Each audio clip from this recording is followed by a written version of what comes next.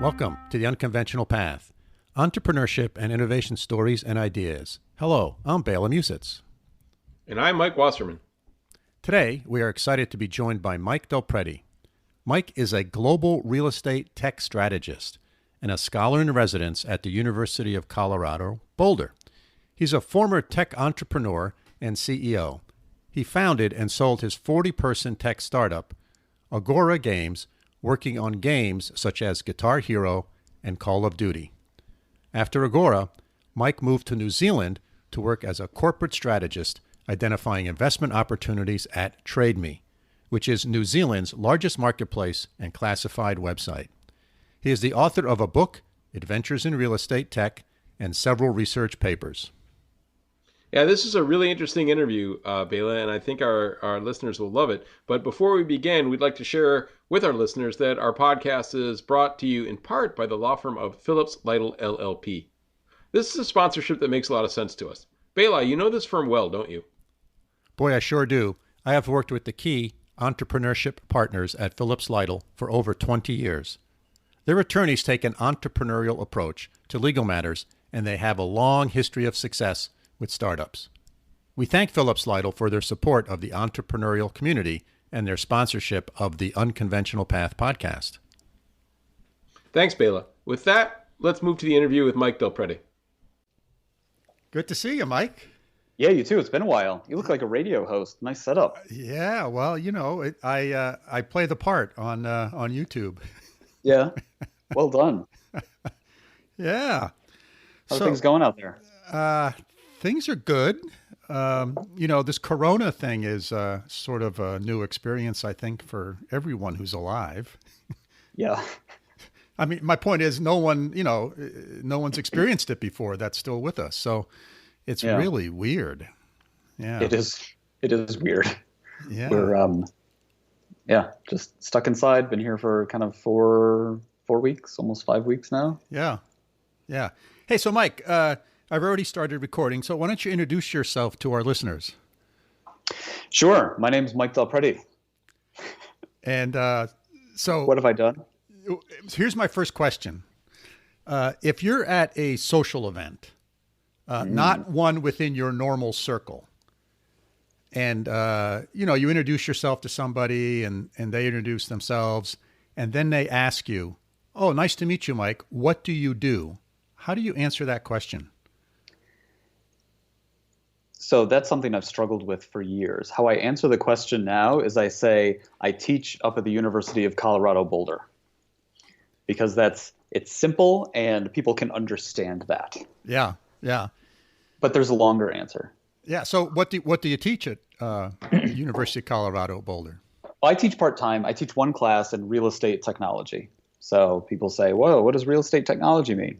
You say, think about companies like Zillow and Redfin, companies that are kind of using technology to change the way people buy and sell houses. That's what I focus on. That's what I teach. Oh, okay, cool. And now, is that also related to what you do in the other part of your life? Yes. So I teach, and then I do a lot of consulting in that space, working with companies like that all over the world.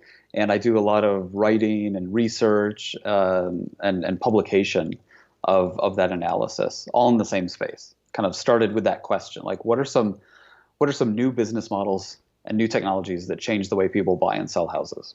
Aha. Wow. So that's really cool. And I think so. How has the Corona thing sort of impacted you and what you do?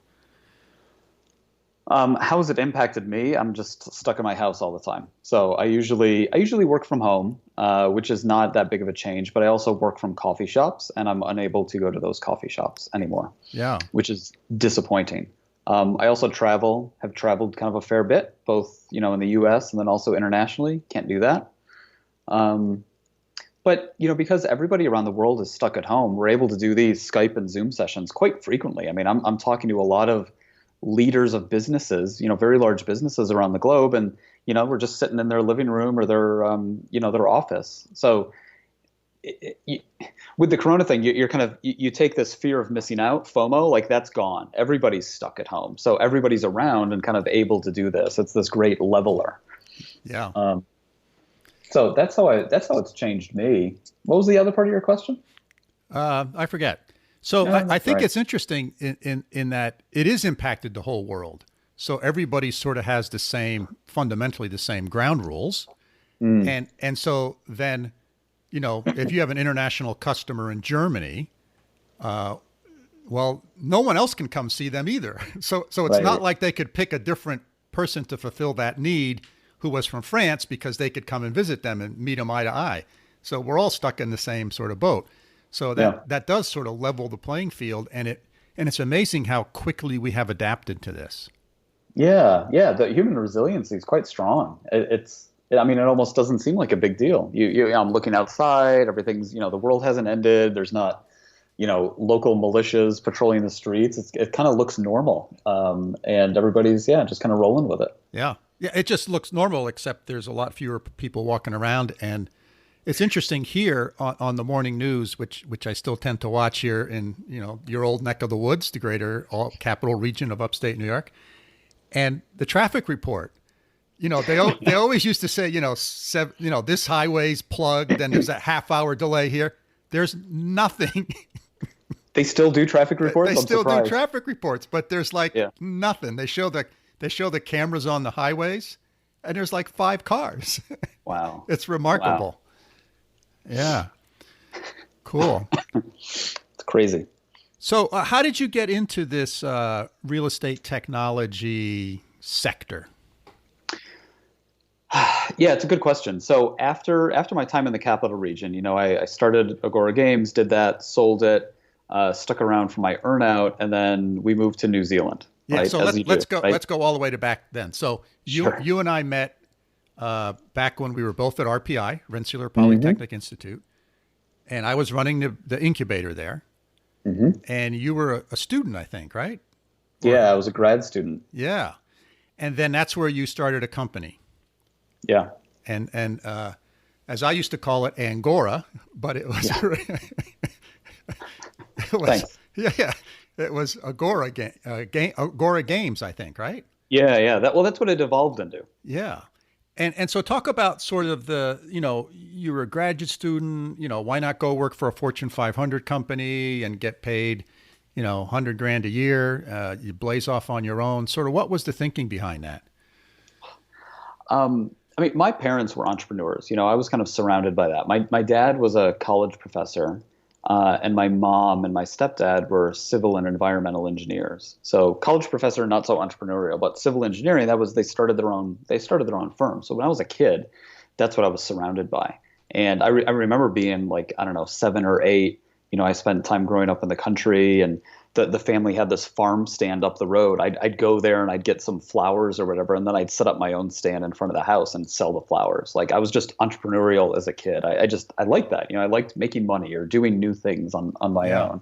Yeah. Oh, that's great. So it's So really in your blood. Yeah, I think so. I mean, nobody told me, my parents didn't take me by the shoulders and said, "Don't work for the man, Mike." But it was always around me. And then when I was at RPI, I worked for GE, so big Fortune 500 company, and their e-business lab.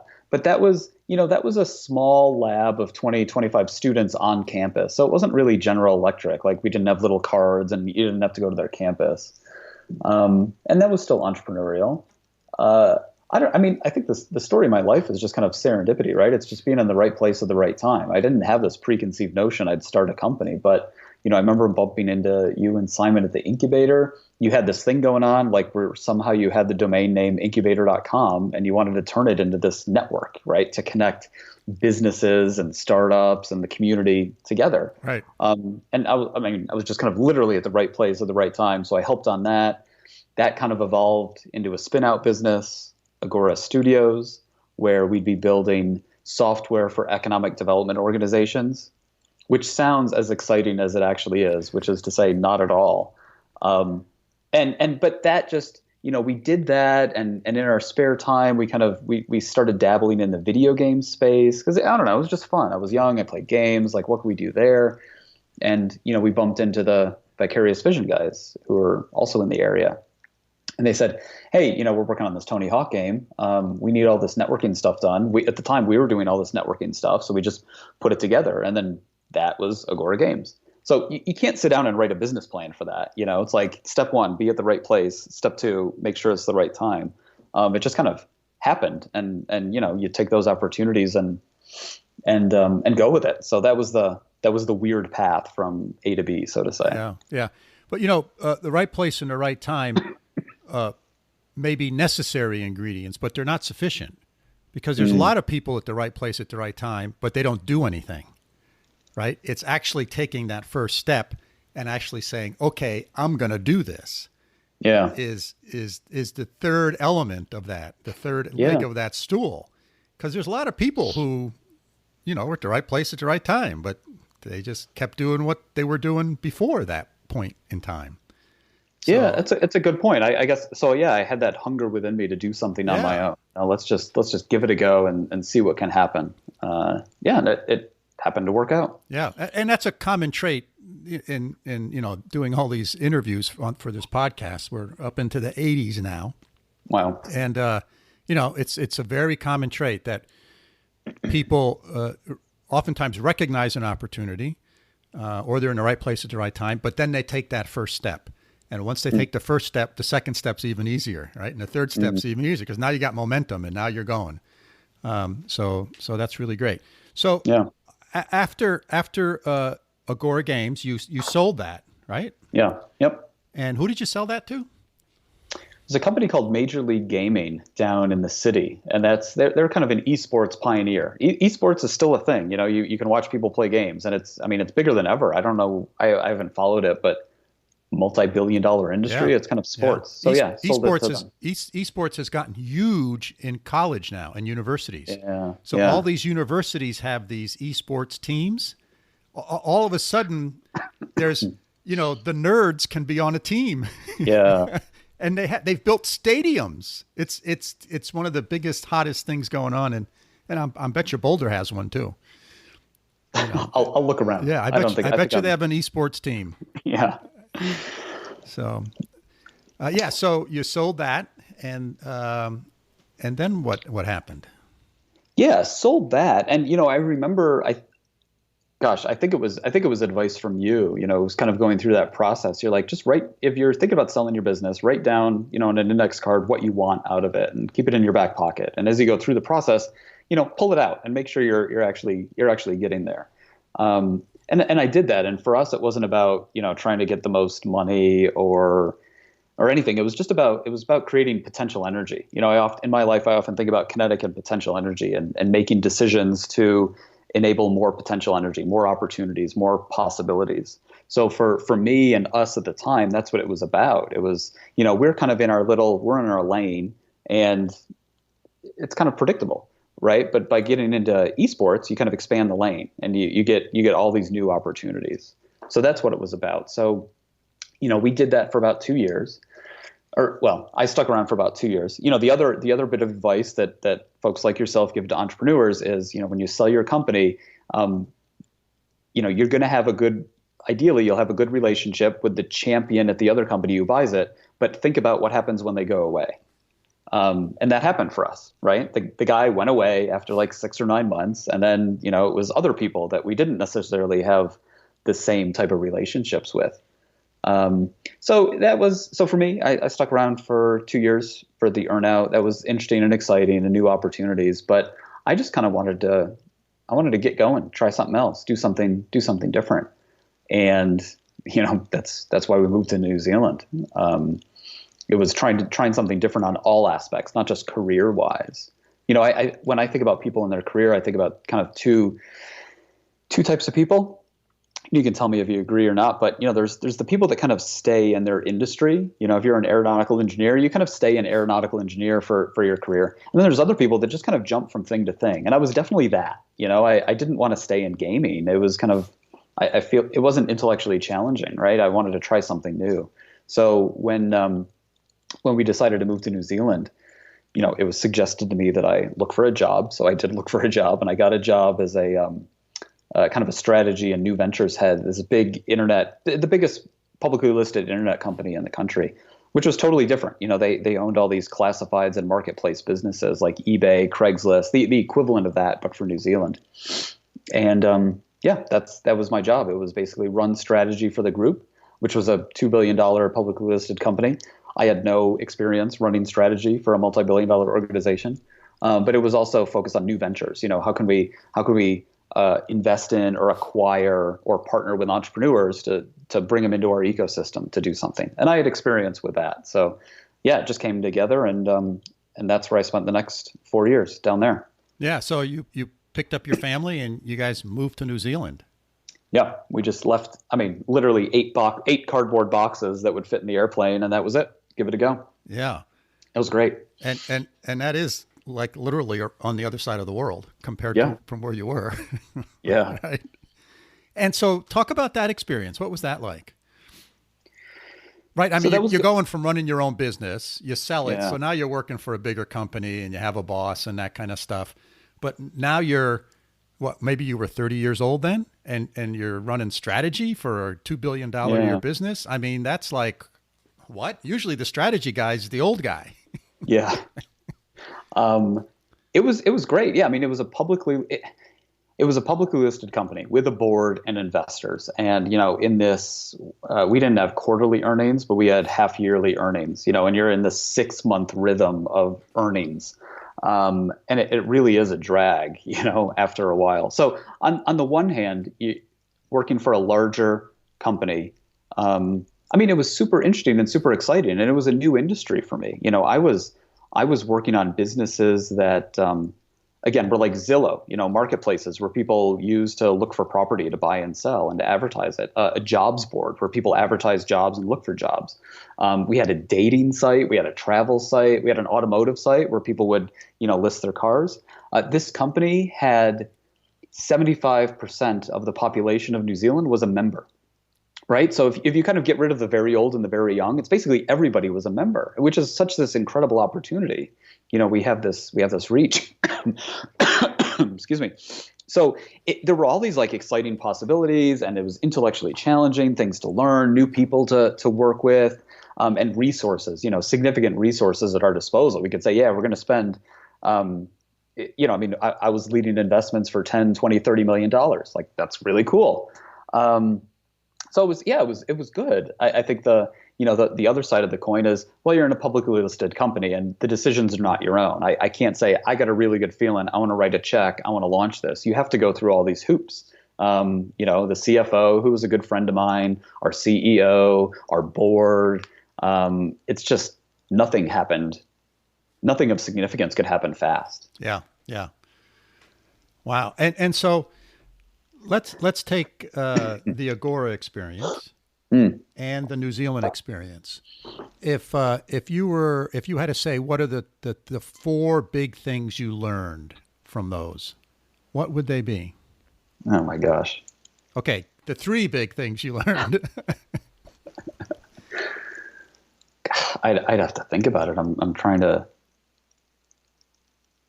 I mean, there's always, so with the last thing I'm talking about, there's always pros and cons in any sort of business. So the bigger business you have, the bigger numbers, more employees, bigger revenue, that's great. You have more oomph, more fuel in the tank to do stuff, but it comes with the downside of being a publicly listed company, sticking to a 6-month earnings cycle. That's the one thing. Here's a second thing. This is a good one. This ties both experiences. The easiest way to kill a company is to acquire them, right?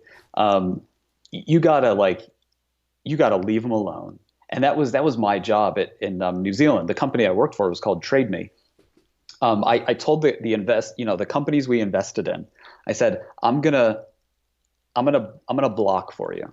Like, we just bought you or we invested in you. You keep doing exactly what you're doing. All right. I'm going to absorb all the pain in the butt stuff. I'm going to worry about board reports and finances and budgets and all that. And I'm going to try to give you resources. I'm going to try to give you something. But literally, I kept them in a separate building and I just ran interference for them because as soon as they come in, and you can do that for I think 2 years is kind of that time period, right?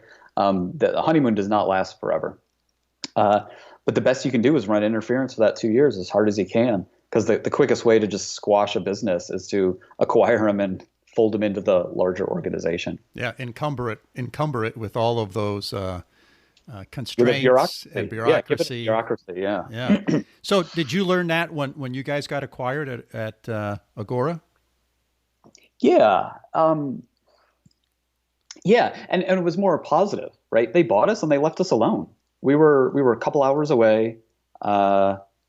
We were, as a business unit, we were profitable. So that gave us some leeway. Yeah, they just totally left us alone. And then as that 2-year mark kind of started nearing towards the end, they left us alone less and less. And that's when things got more and more annoying. Yeah.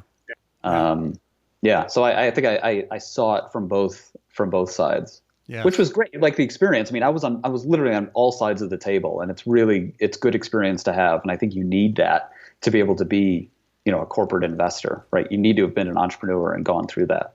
Yeah. Yeah. So how long were you at Trade Me for? 4 years. 4 years. And then sort of you decided to depart there. And what was there a trigger for that event? It was just about New Zealand's far away. Mm. When we moved, the kids were 3 and 5. So what would they have been? And when we moved back, what's that, 7 and 9?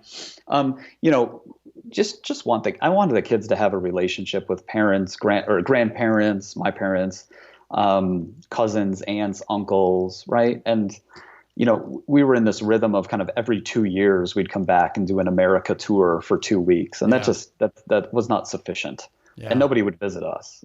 So it's just far away. So it was more of a personal decision. It's like let's get back, and New Zealand's great, and if I could drag it up to be off the west or east coast of the U.S., I'd still be there. But it's really far away. So it was more of personal decision to come back. Yeah, well, that's a good reason, man. That's a real good reason. Yeah. Those are valuable things. It's interesting, since I'm a refugee, came to this country as a little kid, the family unit for me was my mom, my dad, my sister, and I. There was just 4 of us, and that was it. I had no relatives, no cousins, no grandparents, no nothing. And so I grew up in this environment where wherever we went, I had my whole family unit with me. That was my whole experience. And it was once I met my wife and we got married, and she has this larger extended family. And I said, wow, there's all this stuff that I missed, right? I didn't have cousins. I didn't have grandparents. And then when we had kids, and then I saw the relationship my kids had with, my parents and my wife's parents, I said, holy crap, there is a lot of value to that. And it's gotten me a tremendous amount of respect for people who value that and make the decision that you made, right? To say, you know what, this is okay, but I want to have a richer life than just what I do between, during the daylight hours. Mm-hmm. Yeah, entirely. It's so important. And, we really, I see it now. And especially I look at the pictures of us now. So we'll get together with my wife's family, and we'll go to Michigan, and we'll get a house on the lake, and they've got 3 kids. We've got 2 kids. I mean, it's just so much fun, and you think about, I look at the picture now and I just yearn for it. Like, I want to get out of my house. I want to hang out with other people and do that. But those are great experiences. Yeah. That's the biggest impact it's had. This Corona thing has had on me is I can't go see the grandkids. Yeah. Right? Where are they? They're out of bounds. They're 20 minutes away. Oh, really? Yeah. So we normally see them a lot, once or twice a week. And now all of a sudden, we drive down there and, we keep our distance. And because I'm unfortunately at that age where I'm in the, the sort of high risk group. And we go down there and we run around the yard, but, we keep 6 feet apart. So it's sort of weird. Cool. So you left New Zealand and you came back here, and did you come back to another corporate job, or what did you do career-wise? No, kind of in that transition period, again, another career shift. The portfolio I looked after in New Zealand, real estate, automotive, jobs, general marketplace. I was pretty interested in real estate. I kept coming back to that. I was like, no, this is an interesting spot. So that's when I had that question, which was, what are some new technologies, new business models that are changing the way people buy and sell houses? And I'm a data guy, so I wanted to get data. I wanted to really understand that question. So that's what I decided to do. I was like, all right, I'm just going to focus on that, kind of on my own and invest the time. So I spent that first year, 2016, traveling a lot around the world, going to different countries, meeting with people, talking to folks on the phone, in Europe. I was in Southeast Asia. It's kind of all over the place. Just gathering as much knowledge, trying to absorb that. 'Cause the other thing I realized, my job at Trade Me was strategy and new ventures. So this was supposed to be my job. Look for opportunities, new business models we could get into. But at a big company, I could only spend a percentage of my time doing that. The way it worked for us is once I acquired something, I managed it. So my available time kept getting smaller and smaller. I was 20% of my time I would spend just kind of sitting around looking, thinking, researching. And how did that happen? A lot of desk-based research, some phone calls or travel, but you're in New Zealand, you just can't do a lot. So I wanted to know what would happen if I devoted 100% of my time to that. So yeah, that's what I did, just kind of doing it on my own. We actually came back to the capital region. We were there for about a year up in the Lake George area where my parents are. So it was kind of like a soft landing. And then we looked around. We're like, we could be anywhere. Where should we go? Started making a list of cool, interesting cities and what's important to us. And we picked Boulder, Colorado. So we moved there in 2017, and that's where we are right now. Yeah. Yeah, very nice. And it's interesting because most people who think about real estate and going into real estate think about it from a buying and selling properties perspective, but you think about it from a technology perspective. And a strategy perspective, and just like what's real estate, I don't know, am I interested in real estate? Like houses and yeah, kind of, just as much as I'm interested in cars or deck furniture. I mean, it's of interest to me, but I think the industry is really interesting because the Venn diagram has all these, it's overlapping things. Like there's data. There's a huge amount of data and numbers. So you can really get in there. There's so many different strategies. There's the realtor who's been doing this for 50 years, the same way it's been done for the past 100 years. And there's all these new companies like Zillow and Redfin and Opendoor trying these new models. What's working, what's not working. And I don't know what the third Venn thing is, but, I guess it's just so big. Right. Mm-hmm. It's such a big industry. And what attracted me to it was the fact that it was hard. If I think about automotive marketplaces, how people buy and sell cars or jobs, I don't know, I could see how that was going to play out over the next 5 or 10 years. It wasn't hard. It was kind of it's going to be difficult to get there. But intellectually, it was kind of straightforward. Real estate, no idea. It's like, why do people still buy and sell the way they do? Why hasn't more change occurred? It was just impossible for me to figure out how that was going to play out. So I guess that last circle in the Venn diagram was intellectual stimulation, right? I needed something that was hard. Yeah. And real estate's really hard. Yeah. It's big, but it's also really hard to figure that out. It's not just numbers and data, but it's psychology. It's so much psychology. Yeah. So yeah, I just kind of picked that and I was passionate about it, got interested, and that's what I've been doing for the past couple of years. Well, I find real estate is interesting because even if you just take a country like the United States, the way you buy and sell a car is pretty much similar across the whole country. The rules and regulations are sort of the same. But with real estate, it's different, right? It's even within a state, the way they do things in one county and the traditions of how they do something in a different county can be different. So the transaction process can be different. Right? The buying process can be different.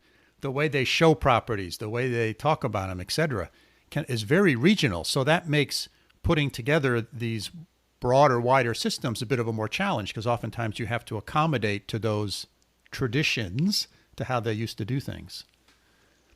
I think what's interesting about it for me is the psychology aspect. It is, people often talk about, it's like, well, I don't know. So psychologically, I mean, real estate is the biggest transaction somebody will ever take. It's not Netflix or Airbnb or Uber, these kind of frequent low value transactions where the cost of making a mistake is relatively small. These are infrequent, high-value transactions where the cost of making a mistake is huge. It's similar to higher ed, choosing where you're going to go to college and that investment. So what is that? How does that affect people going through this process? And how does that affect how technology affects the whole process? And the answer is huge. There's like huge differences here. It's not like Netflix. Or it's not like buying and selling a stock. This is fundamental, right? It's your family, it's your kids, it's where you're located, it's school districts, it's safety, it's shelter on Maslow's hierarchy of needs. Right. So, people talk about real estate technology and all this new stuff, but really there's all this psychology going on. So there's just a never-ending stream of kind of interesting things to see what's going on. Real estate's also kind of this last bastion of venture capital, right? Where VCs and investors have only become aware of it over the past couple of years and have started pouring billions of dollars into companies in this space because there's nowhere else to put the money. Real estate's like the last one. So it's changing very frequently. Like it is not static. Every month there's something new to analyze, to write about. So it's fresh, right? It keeps me interested. And when I teach my class about it too, it's like it's different every semester. There is no textbook. This is the first class on real estate technology in the world, right? And it's constantly changing and there's no textbook. I'm not talking about how to buy and sell a house and what escrow means, right? It's about all this other stuff. And it's never the same from semester to semester. So it's very fluid, very dynamic. Things are happening at a pretty good clip, which keeps me interested. Yeah. So what are some, can you give some examples of how technology is changing or is going to change sort of the real estate space? I mean, other than the obvious things of Zillow, right? I mean, I get that. That's like you move the catalog online, right?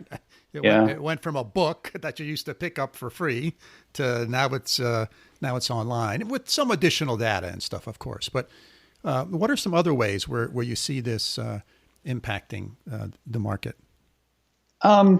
So there's companies out there, and Zillow's one of them. Another company is called Opendoor. There's these companies called iBuyers, instant buyers. So if you want to sell your home, you can sell it to that company instantly. Like you go on their website, you enter your address, they'll give you an offer within 24 hours.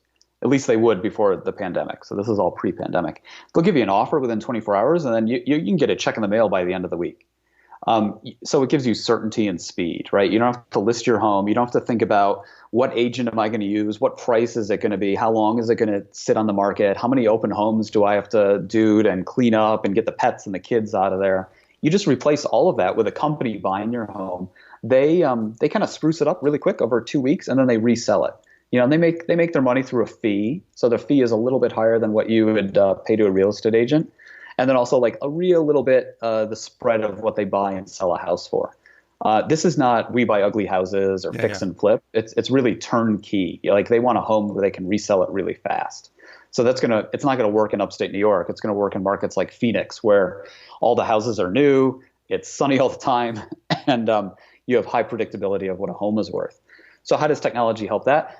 Technology helps these companies who are buying thousands of houses a month. It helps them value them very fast. You can't just get a Zestimate or look at a couple comparables. Like they got to look at a lot of data to understand what the home is worth, what they can pay for it, what they're going to sell it for after 1 to 3 months. So I think that's kind of a big that's really the biggest and the only large area in real estate where technology is really truly making a meaningful difference. Aside from that, it's fundamental stuff. Real estate is pretty basic in terms of how the system works. So, machine learning this, AI that, it's blockchain. That's all super niche. It's not even having an impact yet. Because a lot of the stuff is just solutions in search of a problem. They're cool technology and they're trying to say, can we solve this? Can we solve this? Can we solve this? Can we solve this? But in reality, it's real estate. It's supposed to be kind of hard and slow. And I think that's what people are comfortable with. Yeah. I don't want to buy a house with the click of a button. I want it to take a little while. So yes. I have time to make sure it's what I actually want to do. And it's kind of fun going through that process. Yeah. Yeah. So you've gone from, starting your own business, and at Agora, you had how many employees? Was it 15? We had about 40 okay. At the max. Yeah. Yep. Yeah. To selling that, then going to work for a really large company. and now you're a solo practitioner? Yeah, just me. Yeah. So talk about the advantages and disadvantages of those various different, right? You've been at all ends of the spectrum. You've been at, the solo practitioner you are now. You worked for a big, large corporation, and you had your own business. So talk about your thoughts on that. I've thought about that quite a bit. The answer is pretty easy. It's employees. That's the advantage and the disadvantage. So the advantage of what I'm doing right now is that I don't have employees. Employees are kind of a pain. You just, I don't know, HR, and it's a headache. The disadvantage of what I'm doing now is I don't have any employees, and really what that's about is resources. I miss having the resources at my fingertips of my previous two companies, whether it's cash, people, talent, like anything. You could kind of have an idea on Sunday and then walk in on Monday and be like, all right, we're doing this, especially with your own business when I'm the boss. Like, that was great. So I do miss having the resources. But the other big advantage of what I'm doing now, not only what I'm doing, but kind of how I'm doing it, is I have the freedom and flexibility to get curious about things. So I spend a lot of time doing research and writing and analysis and publishing, and nobody pays me for any of that stuff. Some of the reports I sell, but so the only person in charge of what I get curious about is me, and I can spend as much or as little time on that as I want. And I can read a bit of news. Like yesterday, I saw some news, and I sat down, poured myself a drink, and wrote up an article and published it today. Like, no, it's just me. I can kind of do that stuff. So I really enjoy having the time to explore things that I'm interested in. Not having a boss or any sort of stakeholders to influence that over time. So that's good. But it's me in the office, and my family. Like my kids know more about real estate technology than is good for them at this point. But you do miss something by kind of just being on your own and not being able to bounce ideas off colleagues and stuff. Yeah. But kind of is what it is. Yeah. So when you decided to branch out on your own, you sort of had to develop your brand. You had to develop your reputation. Mm-hmm. People had to get to know who you are before they're going to hire you, before they're going to engage with you. So walk us through that process. How did you do that? How did you sort of build up the Mike DelPrete brand in the real estate technology space? Yeah, no, it's a great question, and it's a moving target, and it has been for 4 years. And there wasn't a plan. Like, there's no master plan here. It was really, what's the next logical step? I'll do that, and then see what happens.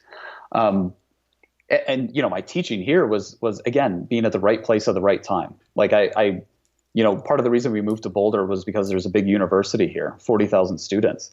I was up there at the business school talking to some of the entrepreneurship people, saying like, I'd love to come in and do a guest lecture. Like, I want to get involved. How can I help?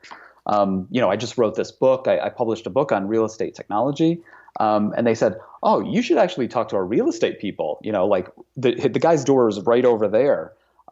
They got a curriculum approved, budget approved, everything for a real estate tech class. They just need somebody to teach it. I mean, you can't plan that. That was really serendipitous. But the brand, no, I mean, I started doing all this research and writing, and I got some work with some folks. And then, I remember it was I remember sitting in my bedroom in my parents' house with Jen, my partner, and we were just talking and whiteboarding, and she's like, why don't you start writing? Like, why don't you start publishing some of this stuff? And I was like, all right, maybe. I hated writing.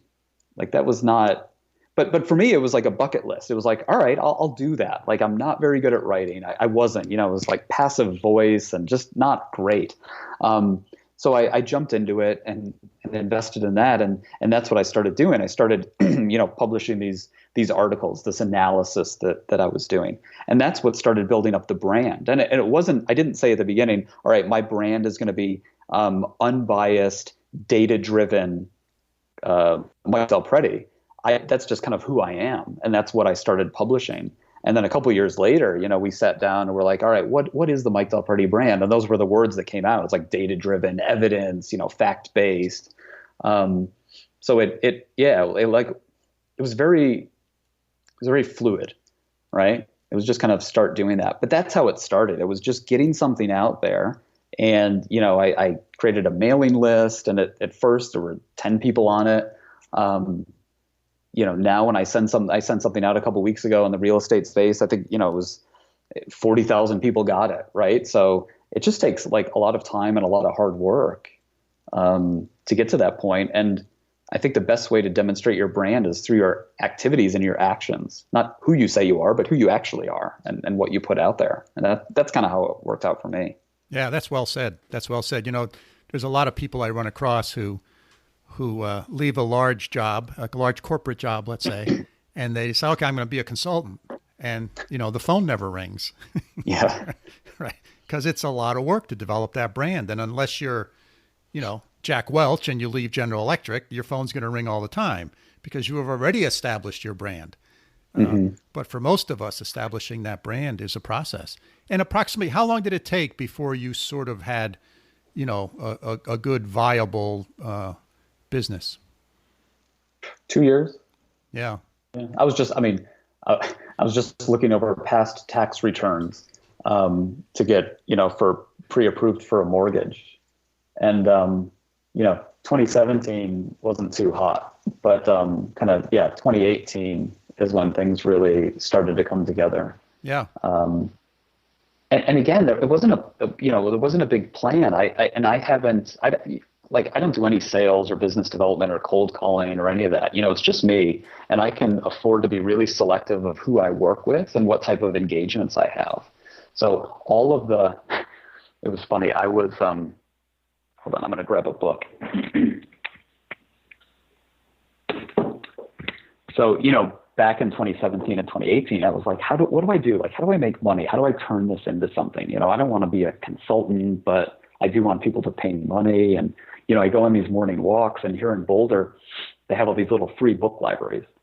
I'm literally like having these discussions like to the day. And I walk by, and, the consulting Bible is in this free book library. And I was like, oh my God, you got everything you need to know to create and expand a 7-figure consulting practice.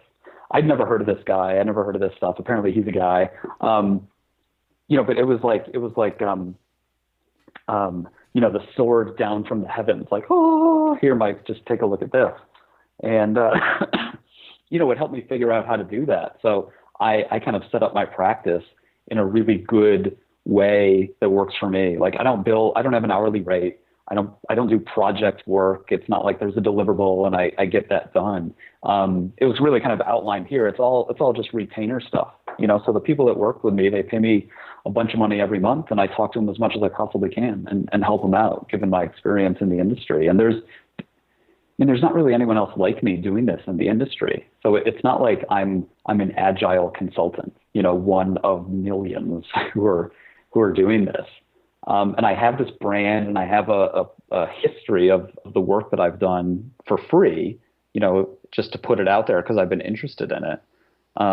So yeah, it's all kind of really aligned itself in a way that's interesting for me. It pays the bills, and I can kind of keep growing and doing new interesting challenges. Like I don't have the resources to do big things, but I work with companies that have the resources to do big things. And for me at this point in my career and my life, I need a portfolio approach to what I do. I'm unemployable. I can't work for one company, right? But I have a portfolio, right? I teach, I do consulting for maybe like less than 10 companies. I advise some startups.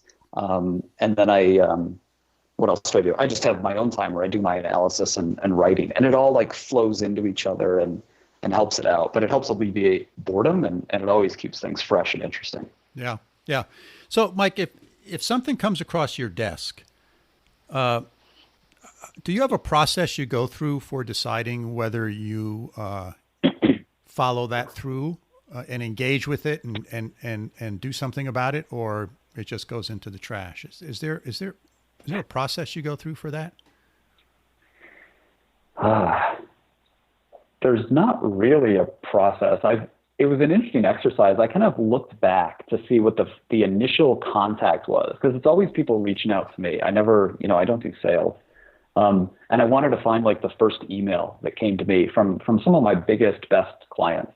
And And by and large, they're all crazy. Like the first email was just no punctuation, quick da-da-da-da-da, like we're doing this. I mean, just like the weirdest things that, my first inclination would be hit delete. But, I pause and I'm like, all right, maybe I'll just engage. Maybe I'll respond. And those things kind of turned into the best things I've had. And the most fulfilling, it's not the most money by any means. It's just the most interesting and the most fulfilling projects.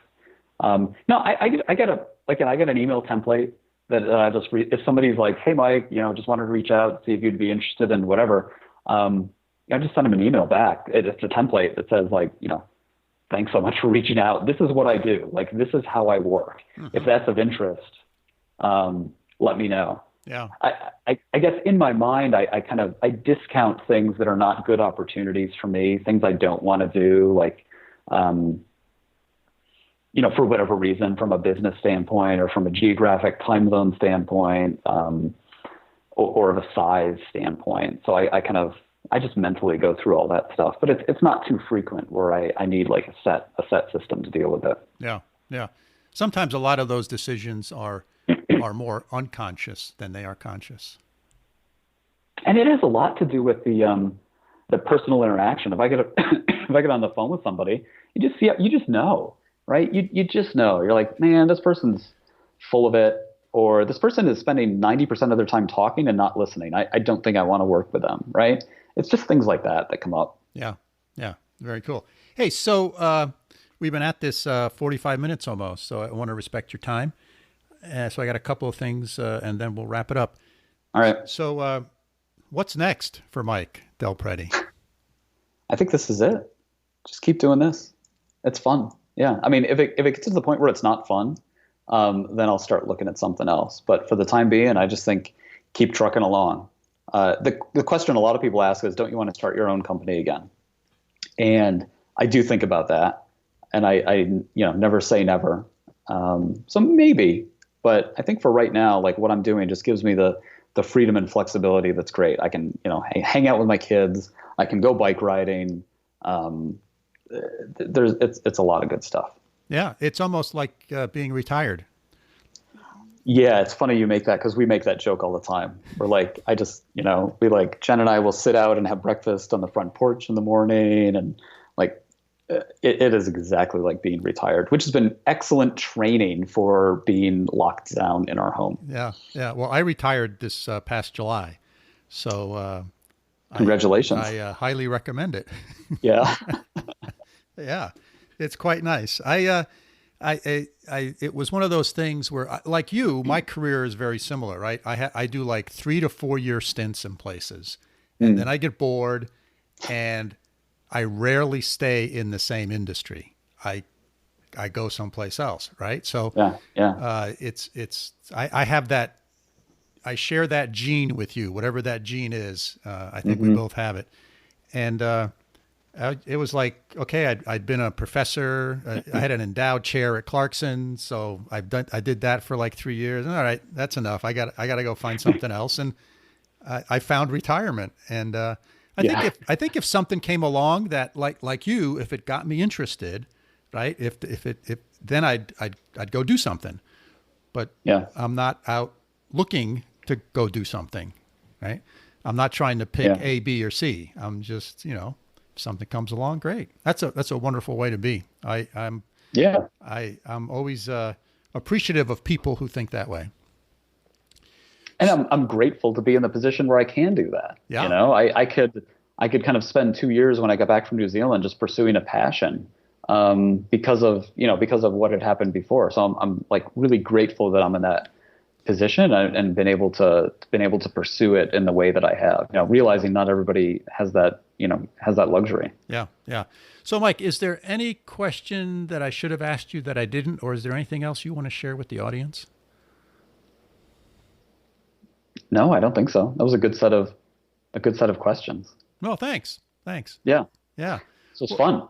Yeah. Well, this is the one thing I'm doing since I'm sort of retired, right? So this is a blast. Yeah. I get to sometimes I get to catch up with old friends like you, and other times I get to meet new people that I've never known before, and they're always they're always interesting conversations. Every one of these that I've done has been very interesting. So thank you That's very great. much for taking the time to spend with me here and to catch up. It was great to see you again.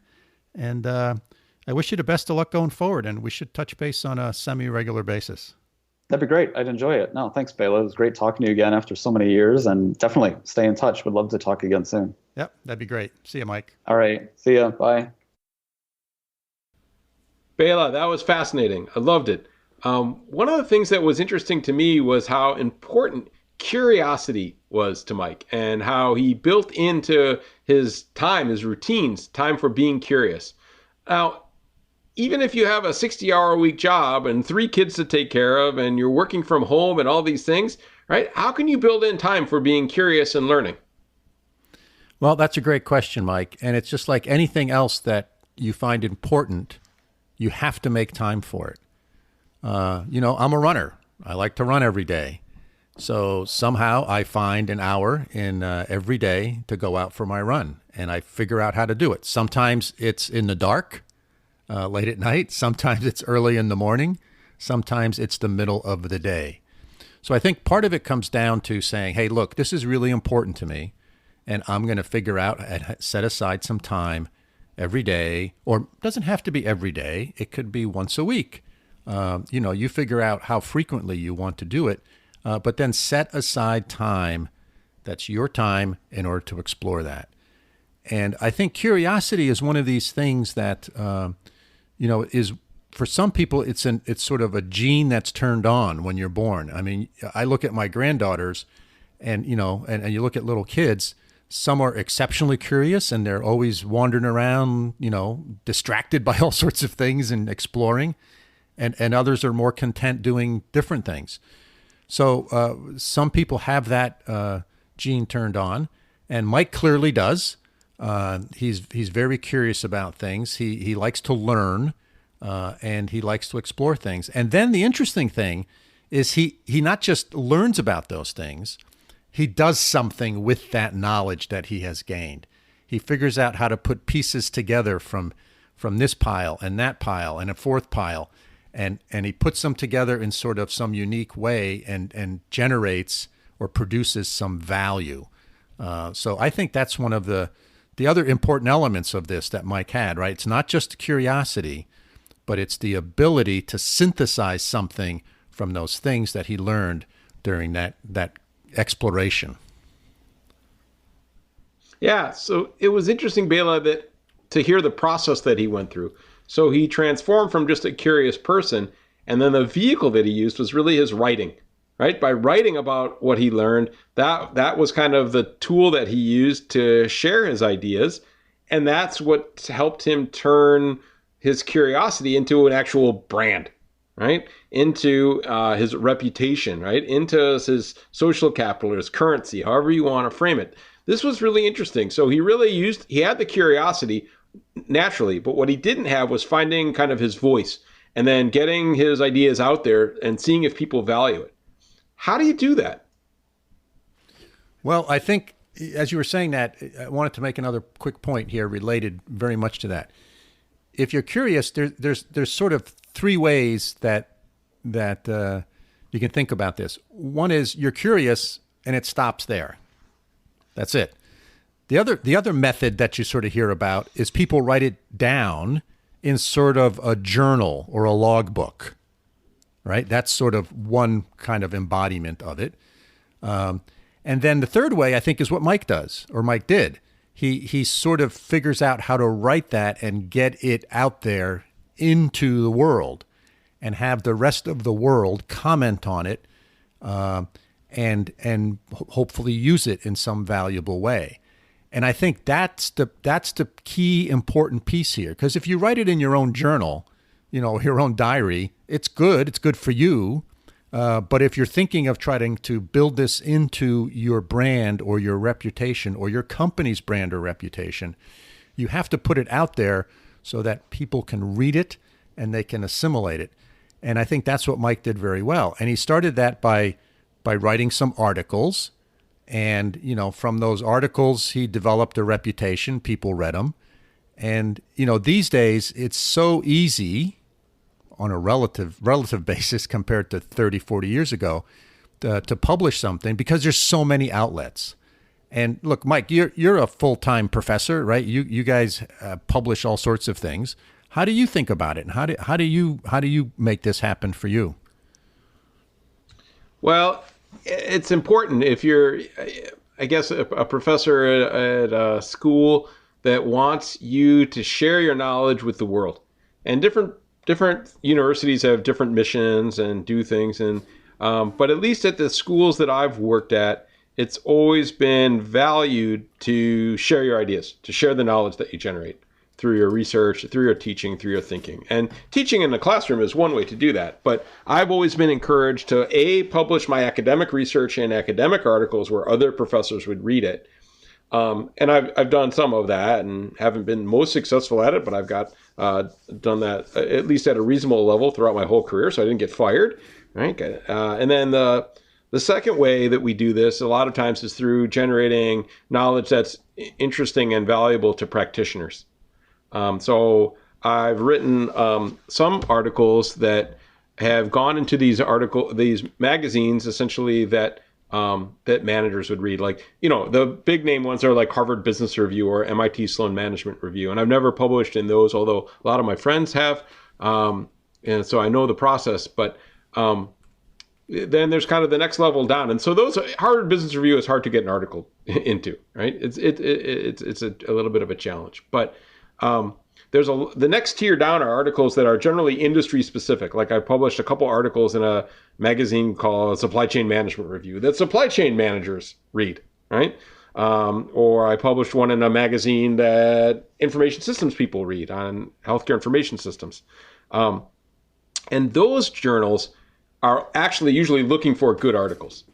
And you can go, if you're looking at the paper version, old school of the magazine, there's always inside the cover, it usually says instructions for authors, or if you want to submit a manuscript, or if you go to the website of the magazine, there's usually something information for authors or to submit a manuscript. And usually when I've done that, it's just started with an email to the editor to say, hey, I've either written a paper that's about this, and I was wondering if it might be something you'd be interested in reading, or, hey, I have this idea for an article, and I was wondering if this was something you'd be interested in, and if you could give me a little guidance, I can tailor it to what your needs are. And every time I've sent something, I've always gotten a positive answer back. It's almost always, hey, sure, we'd like something, we have a special issue coming up on this, or this is something that our readers are really interested in. I'm having trouble finding somebody to write an article. So if you want to send us an outline, that would be great. And then sometimes it stops there and they say, no, this isn't exactly what we're looking for or whatever. But usually you can start up a rapport with the editor and they'll give you some guidance and hopefully accept your paper, and you wind up getting it in a practitioner article, which is great. And that both of these, if you publish something in an academic journal, but even more so in these practitioner journals, it's a nice, easy way to get some of your ideas out, and it builds your reputation. So then I get calls from people or emails. Some of them are kind of off the wall, but some of them are like, hey, I need this help with a problem that you wrote about. Would you be interested in talking about maybe doing some consulting for me? Or somebody with a startup idea asks if I can give them some coaching or some guidance. I've had several invitations to go give speeches based on stuff that I've written. And I don't know these people, right? So there's a lot of ways to do it. And you really just need to look and ask and say, okay, is there a magazine that I could get this submitted to? And just start that conversation. You don't know where it'll lead to. And then, Bela, there's all kinds of other ways. And maybe you can talk about this a little bit. You can start your own blog. You can do a podcast like what we're doing. There's all kinds of ways to get your ideas out there. Those are sometimes a little harder to establish a reputation from, but it's a start. It's a starting point. Any thoughts on your end? Yeah, absolutely, Mike. That was a good sort of view of it, and I think the beauty of doing something in a publication like a magazine or a journal or a newspaper or something that's put out by somebody else, or being a guest on someone else's podcast, for example, it sort of gives you a stamp of approval, right? So it's a way that sort of establishes your credibility. You're not necessarily writing your own blog, which is a way to do it, and that's fine and that's good.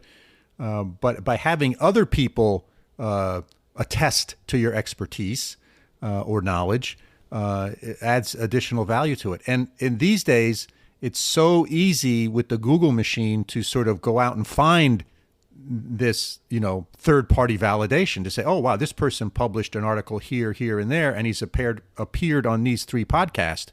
He must really know what he's talking about.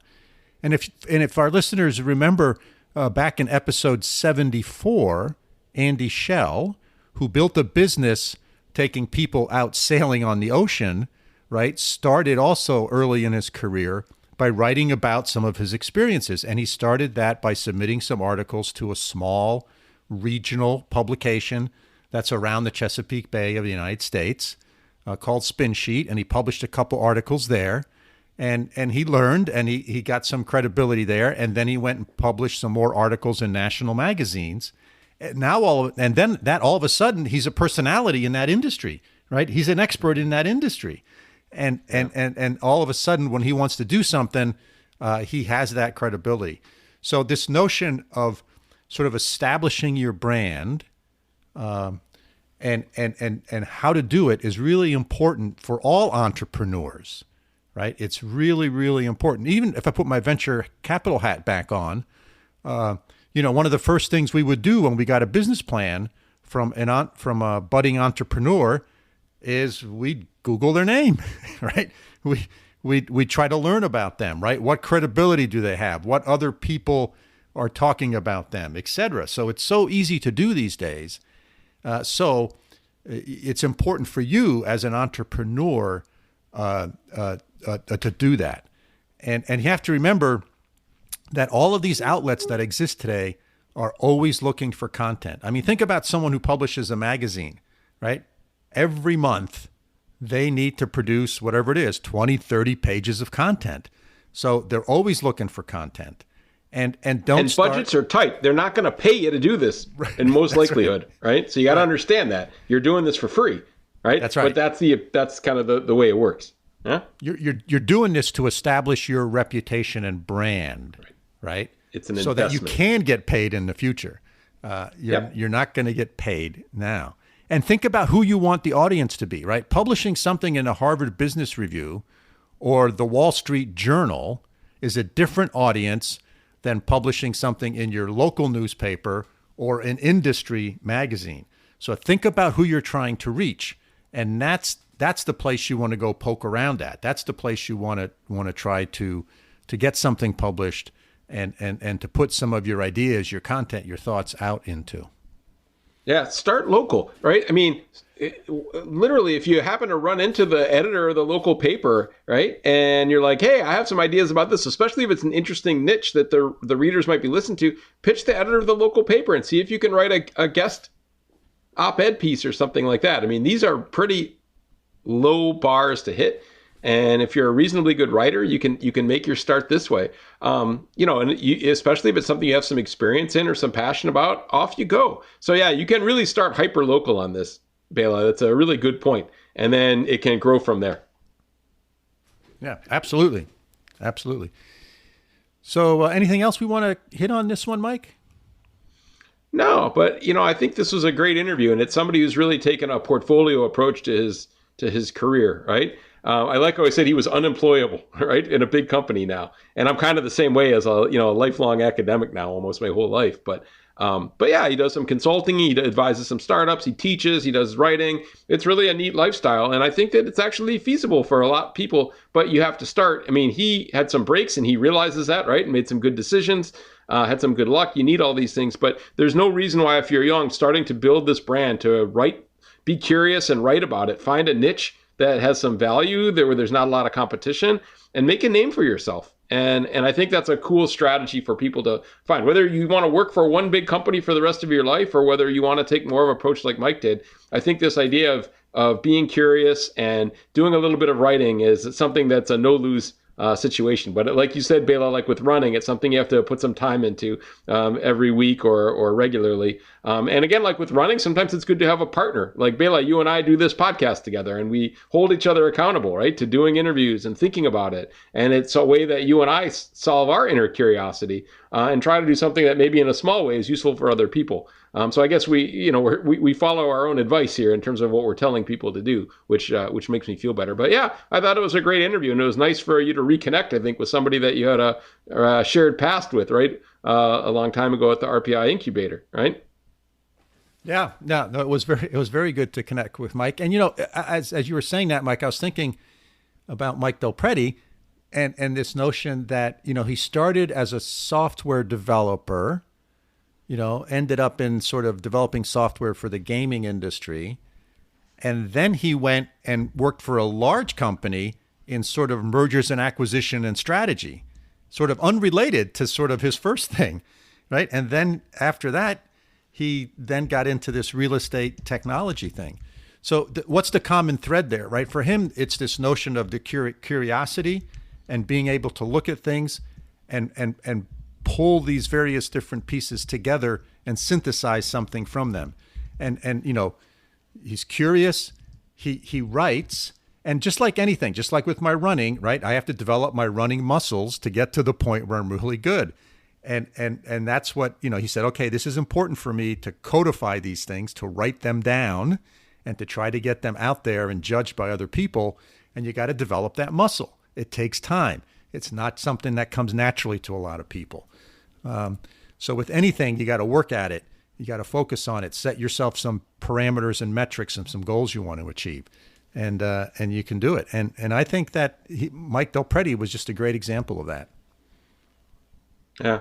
The last thing I want to add to that, Bela, is that if you're somebody thinking, I'm curious and I have a lot of ideas, but I'm a bad writer, or I hate writing. I mean, you get better the more you write. I've taught a lot of people to write in my 25 years in higher ed. But the other thing is, you can partner on this. There's no rule that says you have to be the sole author. You can have in fact, all of the academic articles that I published, all of them, and I forget 25 or something like that, all of them I'm co-authored, and I'm actually usually the one that's the good writer, and the other people are good at statistics or are great at collecting the data or whatever, and I'm actually the one that's a decent writer. And so you find somebody that has complementary skills. If you're not a great writer, partner up with somebody that's a great writer, and maybe they don't have your technical knowledge or their curiosity, but don't be afraid of that.